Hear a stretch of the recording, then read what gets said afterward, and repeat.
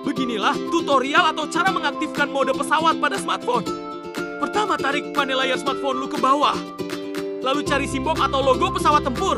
Jika sudah ketemu, klik saja logonya sampai berubah warna. Ring, mode pesawat sudah aktif. Selamat mencoba dan jangan lupa di like, comment, dan subscribe. Supaya lu ketemu sama tutorial. Tutorial gak penting lainnya. Sampai jumpa.